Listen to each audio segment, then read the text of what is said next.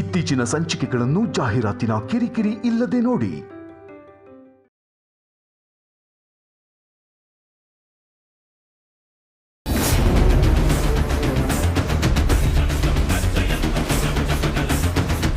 ಎಲ್ಲರನ್ನ ಸಂಹರಿಸಬೇಕು ಅಂದ್ರೆ ನನಗೆ ಚಕ್ರಾಯುಧ ಬೇಕು. ತಾಯಿ ಜ್ವಾಲಮಾಲಿನಿಯನ್ನ ಪ್ರಾರ್ಥನೆ ಮಾಡಿ ಚಕ್ರಾಯುಧ ಪಡ್ಕೊಂಡು ಎಲ್ಲರನ್ನ ಸಂಹರಿಸಿ ನಾಗಮಣಿನ ಪಡ್ಕೊತೀನಿ.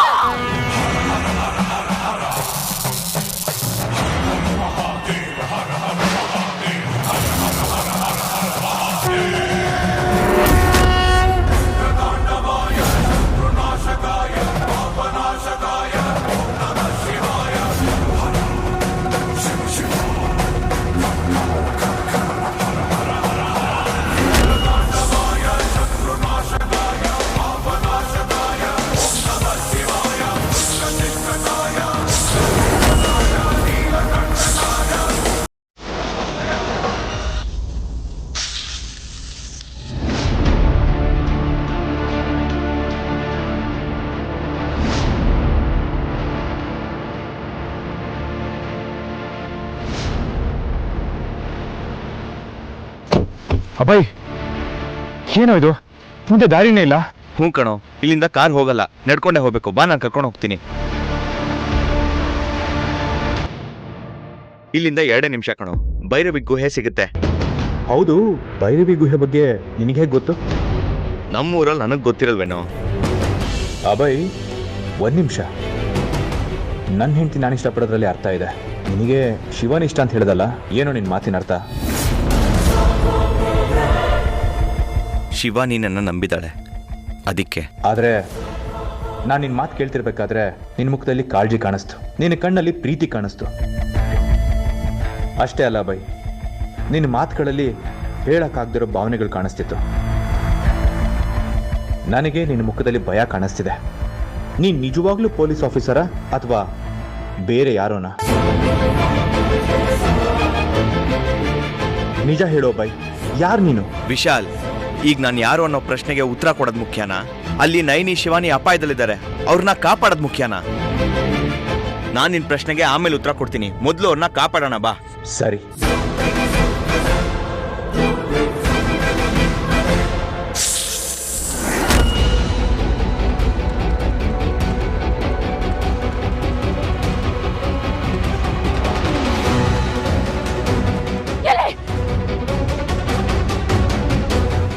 ನೈನಿ, ನಿನಗೆಲ್ಲ ಗೊತ್ತಾಗುತ್ತಲ್ವಾ? ಮೋಯ ಆಗಿರೋ ಮೋಹಿನಿ ಎಲ್ಲಿದ್ದಾಳೆ ಅಂತ ಹೇಳು, ದಯವಿಟ್ಟು ಹೇಳು.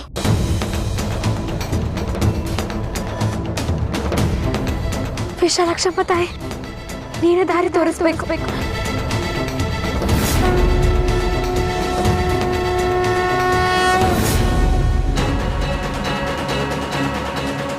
ಇಲ್ಲೇ ಇದ್ದಾಳೆ. ಏಯ್ ಮೋಹಿನಿ, ನೀನು ಇಲ್ಲೇ ಅಡಗಿದ್ಯಾ ಅಂತ ನನಗೆ ಗೊತ್ತಾಗಿದೆ. ಪ್ರತ್ಯಕ್ಷ ಆದ್ರೆ ಸರಿ, ಇಲ್ಲ ಅಂದ್ರೆ ಇಲ್ಲೇ ಸುಟ್ಟು ಭಸ್ಮ ಆಗೋಗ್ತೀಯಾ.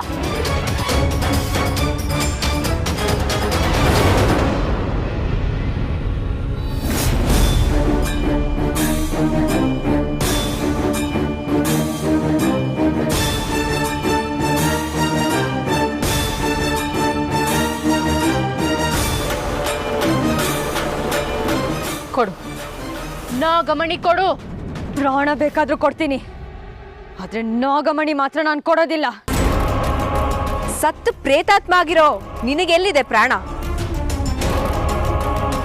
ಯಾವುದೋ ಜನ್ಮದ ಪಾಪ ನಿನ್ನ ಪ್ರೇತಾತ್ಮನ ಹಾಕ್ಸಿದೆ. ಮುಕ್ತಿ ಸಿಗೋ ಅವಕಾಶ ಸಿಕ್ಕಿದಾಗ ಅದನ್ನ ಕಳ್ಕೋಬೇಡ. ತಾಯಿ ವಿಶಾಲಾಕ್ಷಮ್ಮನ ದಯೆಯಿಂದ ನಿನಗೆ ಮುಕ್ತಿ ಸಿಗೋ ಹಾಗೆ ಮಾಡ್ತೀನಿ. ಮುಕ್ತಿ ಬೇಕಾ?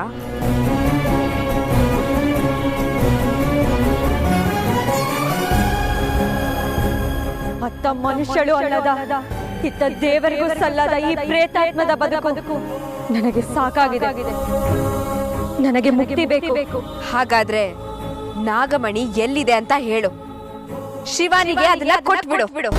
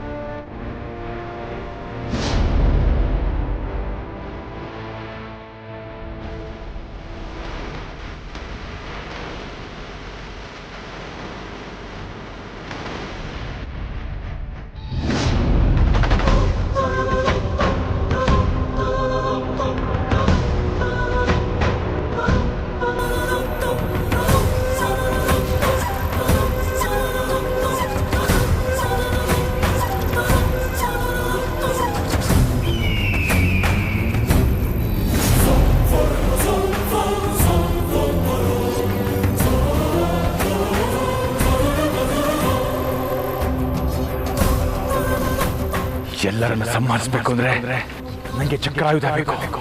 ತಾಯಿ ಜ್ವಾಲಮಾಲಿನಿಂದ ಪ್ರಾರ್ಥನೆ ಮಾಡಿ ಚಕ್ರಾಯುಧ ಪಡ್ಕೊಂಡು ಎಲ್ಲರನ್ನ ಸಂಹರಿಸಿ ನಾಗಮಣಿನ ಪಡ್ಕೊತೀನಿ.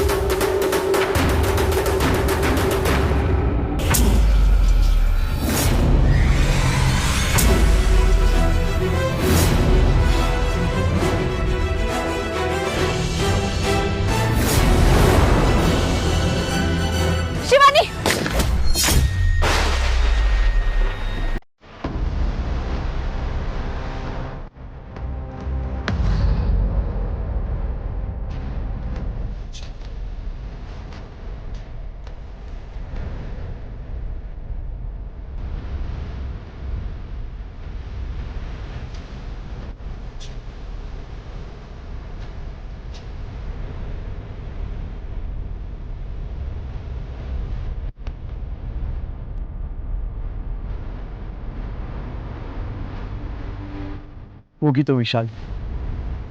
ಆ ದಿಗ್ವಿಜಯ ಇದನಲ್ಲ, ಅವನು ಮನುಷ್ಯನೇ ಅಲ್ಲ, ಮನುಷ್ಯನ ರೂಪದಲ್ಲಿರೋ ನರ ರಾಕ್ಷಸ. ಅವನಿಗಿನ್ನೂ ರಕ್ತದ ದಾಹ ಕಡಿಮೆ ಆಗಿಲ್ಲ ಅನ್ಸುತ್ತೆ. ಇವತ್ತು ನಾನು ಅವನ್ನ ಸುಮ್ಮನೆ ಬಿಡಲ್ಲ. ಅಭಯ್ ಅಭಯ್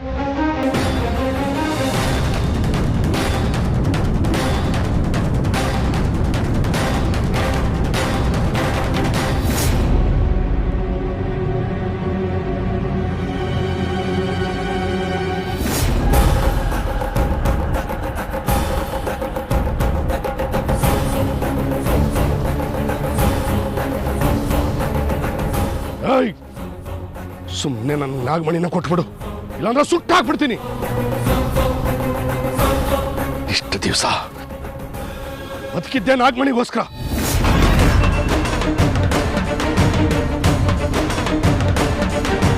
ಕೊಡು, ಇಲ್ಲ ಅಂದ್ರೆ ಪ್ರಿಯಕರನ್ ತರಾನೇ ಸಾವು ನನ್ನ ಕೈಯಿಂದಾನೆ. ನೀ ನನ್ನ ಏನು ಮಾಡಕ್ಕಾಗೋದಿಲ್ಲ. ಓಂ ನಮಃ ಶಿವಾಯ.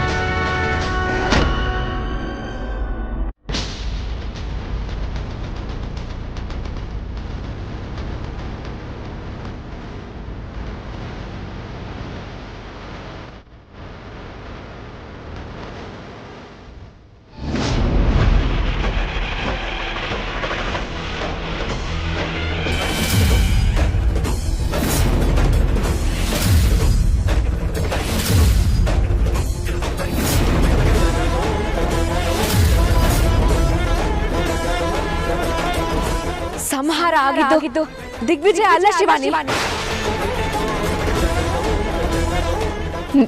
ಏನ್ ಹೇಳ್ತಾ ಇದೀಯ ನಯನಿ? ಹೌದು ಶಿವಾನಿ, ನನ್ನ ಕಣ್ಣಿಗೆ ಇವ್ರಲ್ದೆ ಮನೆಯಲ್ಲಿ ಇನ್ನೊಬ್ಬ ದಿಗ್ವಿಜಯ ಕಾಣಿಸ್ತಾ ಇದ್ದಾನೆ.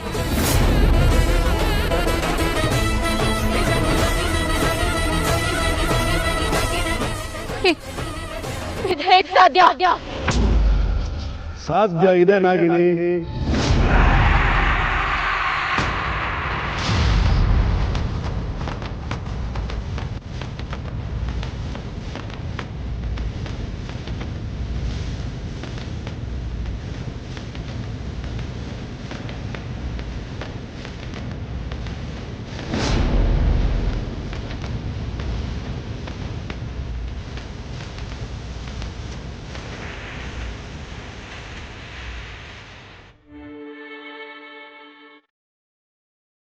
ಈ ರೂಪ ಮನ್ಲೇ ಇರುತ್ತೆ ನೈನಿ. ಇನ್ನೊಂದು ರೂಪ ನಿನ್ ಜೊತೆ ಬರುತ್ತೆ. ಹೋಗು.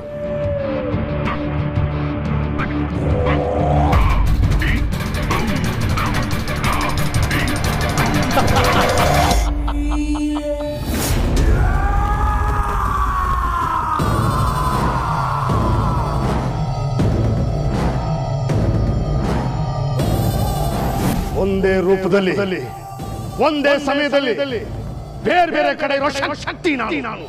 ಆ ಜನ್ಮ ಶತ್ರು ಈ ದಿಗ್ವಿಜಯ. ಅಂದ್ರೆ ಇಲ್ಲಿಗೆ ಬಂದಿದ್ದು ದಿಗ್ವಿಜಯನ ಇನ್ನೊಂದು ರೂಪನ? ಇದು ಹೇಗ್ ಸಾಧ್ಯ? ಯಾವುದೋ ಮಹಾಮಂತ್ರವಾದಿ ಆಶೀರ್ವಾದ ಅವನಿಗಿದೆ ಶಿವಾನಿ. ಅವನದ್ದು ರಕ್ತ ಬೀಜಾಸುರನ ಅಂಶ. ಸತ್ತವನು ಮತ್ತೆ ಮತ್ತೆ ಹುಟ್ಟಿ ಬರ್ತಾನೆ ಇರ್ತಾನೆ. ಅವನಿಂದ ನೀನು ತುಂಬಾ ಎಚ್ಚರವಾಗಿರ್ಬೇಕು. ನಿನ್ನಂತ ಸ್ನೇಹಿತೆ ನನ್ನ ಜೊತೆ ಇರೋವರೆಗೂ ಯಾವ ದುಷ್ಟ ಶಕ್ತಿನೂ ನನಗೇನು ಮಾಡಕ್ಕಾಗಲ್ಲ ನಯನಿ.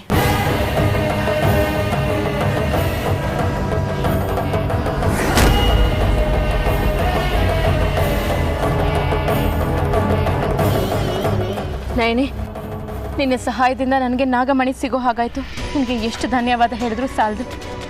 ನನಗೆ ಯಾಕೆ ಧನ್ಯವಾದ ಹೇಳ್ತಾ ಇದ್ದೆ ಶಿವಾನಿ? ನೀನು ನಾಗಲೋಕದ ವಾಸಿ, ದೇವರ ಸ್ಥಾನದವಳು. ಆದರೆ ನೀನು ದೇವರ ಅಂಶದವಳಲ್ವಾ? ಯಾಕಿಂತ ಮಾತು? ನೀನು ಒಂಥರ ದೇವರಿದ್ದಾಗೇನೆ. ನಿನ್ನ ಜೊತೆ ಇಷ್ಟು ದಿನ ಕಾಲ ಕಳೆದೆ ಅನ್ನೋದೇ ನನ್ನ ಪುಣ್ಯ. ನಿನಗೆ ನಾನು ಧನ್ಯವಾದ ಹೇಳಬೇಕು. ನಾಗಮಣಿ ಸಿಗ್ದಾಗೆ ನಿನ್ನ ಪ್ರೀತಿನೂ ನಿನಗೆ ಸಿಗುತ್ತೆ.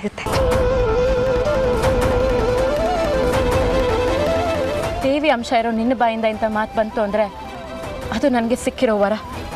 ನಿನಗೇನು ಬೇಕು ಹೇಳು, ನಾನು ಕೊಡ್ತೀನಿ. ನಿನ್ನ ಪ್ರೀತಿ, ನಿನ್ನ ವಿಶ್ವಾಸ, ನಿನ್ನ ಸ್ನೇಹ ಇದ್ದರೆ ಸಾಕು ಶಿವಾನಿ. ನನ್ನ ಗಂಡ, ನನ್ನ ಮಾಂಗಲ್ಯಕ್ಕೆ ಯಾವುದೂ ತೊಂದರೆ ಆಗದೆ ಇರೋ ಹಾಗೆ ಹರಿಸು ಸಾಕು. ಓಂ ನಮಃ ಶಿವಾಯ. ದೀರ್ಘ ಸುಮಂಗಲಿ ಭವ. 100 ವರ್ಷ ನೀನು ಮುತ್ತೈದೆಯಾಗಿ ಬಾಳು. ನಿನಗೆ ಯಾವ ತೊಂದರೆನೂ ಬರದೇ ಇರಲಿ. ಒಳ್ಳೆಯದಾಗಲಿ.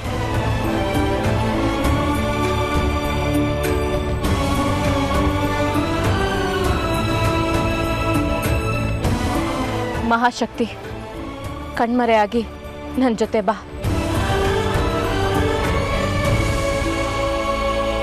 ಶಿವಾನಿ, ನೈನಿ,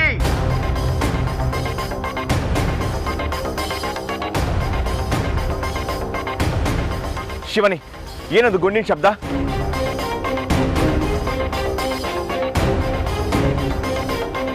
ಅದು ದಿಗ್ವಿಜಯ್ ಅಂಕಲ್ ಬೇಟೆಗೇನೋ ಬಂದಿರಬೇಕು. ಅದಕ್ಕೆ ಆ ಗುಂಡಿನ ಸದ್ದು ಕೇಳಿಸಿದೆ.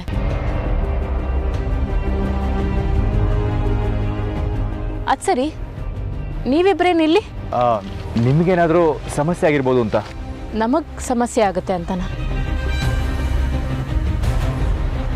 ನಿನಗೇನೇ ಸಮಸ್ಯೆ ಬಂದರೂ ಅದು ಅಭಯ್ಗೆ ಗೊತ್ತಾಗಲೇಬೇಕಲ್ಲ ಶಿವಾನಿ. ಹೇಗೆ ಗೊತ್ತಾಗುತ್ತೆ?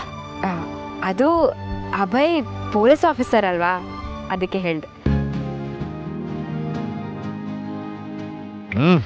ಪೊಲೀಸ್ ಆಫೀಸರ್ ಅಭಯ್, ನಾವು ಬಂದ ಕೆಲಸ ಮುಗೀತು, ನಾವೇನು ನೋಡ್ಬೋದಾ?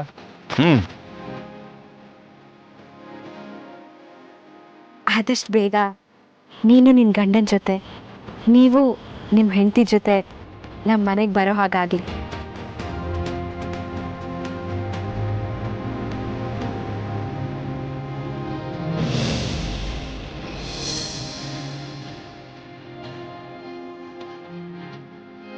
ಹುಷಾರ್.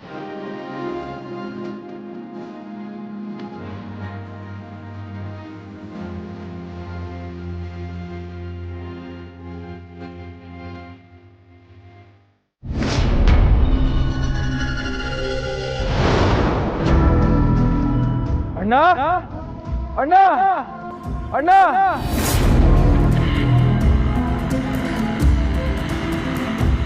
ತಕ್ಷಕ ನೀನು ಇಲ್ಲಿ ಇಲ್ಲಿ ಯಾಕೆ ಬಂದೆ? ನನ್ನ ಸಾವಾಯ್ತು ಅಣ್ಣ.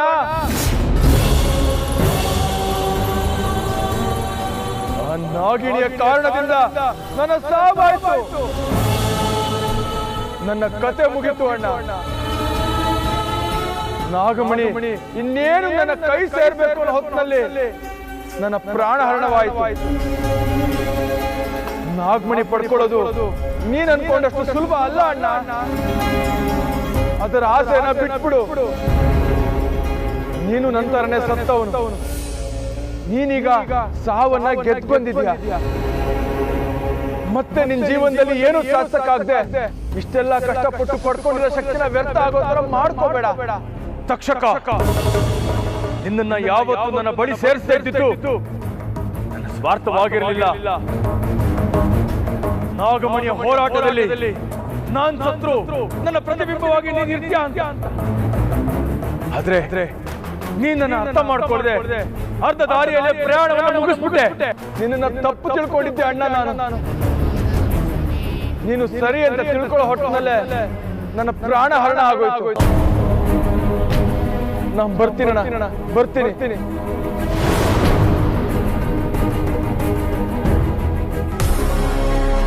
ನಾಗಿಣಿ, ನನ್ನ ತಮ್ಮನ ಸಾವಿಗೆ ಕಾರಣರಾದವರ ಸಾವೇ ನನ್ನ ಗುರಿ, ಅದೇ ನನ್ನ ಶಪಥ. ನಾಗಮಣಿಯನ್ನು ವಶಪಡಿಸಿಕೊಂಡು ನನ್ನ ತಮ್ಮನನ್ನ ಮರಳಿ ಪಡ್ಕೊಳ್ತೇನೆ. ಇದು ಆ ಕರುಣದೇವನ ಮೇಲೆ ಆಣೆ.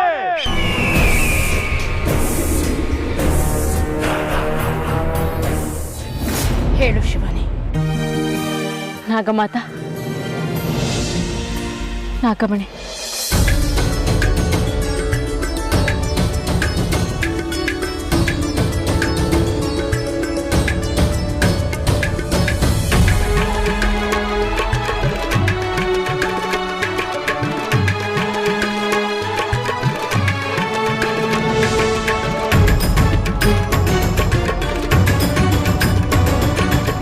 ಶಿವಾನಿ,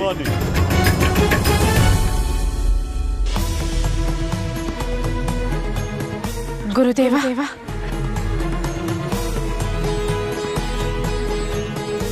ನಾಗಮಣಿ, ದುಷ್ಟ ದುರುಳರ ಪಾಲಾಗಿದ್ದ ನಾಗಮಣಿ ಈಗ ನಮ್ಮ ಕೈ ವಶವಾಗಿದೆ. ನಾಗಮಣಿ ಕೈ ಸೇರಿದ ತಕ್ಷಣ ಎಲ್ಲವೂ ಸರಿ ಹೋಗದು ನಾಗಮಾತ. ಆ ಮಹಾಪಾವನ ಮಣಿ ಕ್ಷುದ್ರ ಮಾನವರ ನೋಟಕ್ಕೆ ಸ್ಪರ್ಶಕ್ಕೆ ಸಿಕ್ಕಿದೆ. ಅಷ್ಟೇ ಅಲ್ಲ, ನಾಗಮಣಿಯ ಶಕ್ತಿ ಪೂರ್ವ ರೂಪಕ್ಕೆ ಬರಲು ಆದಿಶೇಷನಲ್ಲಿರುವ ಶಕ್ತಿ ಅದಕ್ಕೆ ಸೇರಬೇಕು. ಹಾಗಾಗಿ ಆದಿಶೇಷ ಎಲ್ಲಿದ್ದಾನೆ ಎಂದು ಕಂಡು ಹಿಡಿಯಲೇಬೇಕು. ಅದೇ ಸಾಧ್ಯ ಆಗ್ತಿಲ್ಲ. ಆದಿಶೇಷನ ಮಾನವ ರೂಪಿ ತ್ರಿಶೂಲ್ ಎಲ್ಲಿದ್ದಾನೆ ಅಂತ ನಮ್ಗೆ ತಿಳಿತಾ ಇಲ್ಲ ಗುರುದೇವ. ಅವನು ಸಿಗದೆ ನಾಗಮಣಿಗೆ ಶಕ್ತಿ ಸೇರದೆ ನಾಗಮಣಿಯನ್ನು ಈ ಲೋಕಕ್ಕೆ ತರಲು ಸಾಧ್ಯವಿಲ್ಲ. ಹೋಗು, ಹುಡುಕು. ಅವನು ಆ ಲೋಕದ ಯಾವ ಮೂಲೆಯಲ್ಲಿದ್ದರೂ ಹುಡುಕು. ಅವನಿಗೆ ಅವನ ಪೂರ್ವ ಜನ್ಮವನ್ನು ನೆನಪಿಸು. ನಾಗಮಣಿಗೆ ಶಕ್ತಿ ಸೇರಿಸಿ ನಾಗಮಣಿ ಮತ್ತು ಆದಿಶೇಷನ ಜೊತೆಗೆ ನಾಗಲೋಕಕ್ಕೆ ಬಾ. ತಡವಾದರೆ ಆ ಮಹಾಪಾವನ ಮಣಿಗೆ ಕ್ಷುದ್ರ ಶಕ್ತಿ ಆವಾಹನೆಯಾಗುವುದು. ಇದರಿಂದ ಲೋಕ ಕಂಟಕ ನೆನಪಿರಲಿ. ಸರಿ ಗುರುದೇವ, ನಾಗಮಣಿ ಸಿಕ್ಕಾಯ್ತು. ಇನ್ನು ಸಿಗಬೇಕಾಗಿರೋನು ಆದಿಶೇಷ ಮಾತ್ರ. ಅವನ್ನ ನಾನು ಹುಡುಕಿ ನಾವಿಬ್ರು ಸೇರಿ ಶತ್ರು ಸಂಹಾರ ಮಾಡಿ ನಂತರ ನಾಗಮಣಿನ ನಾಗಲೋಕಕ್ಕೆ ತಗೊಂಡು ಬರ್ತಿದೆ. ಆಶೀರ್ವಾದ ಮಾಡಿ ಗುರುದೇವ.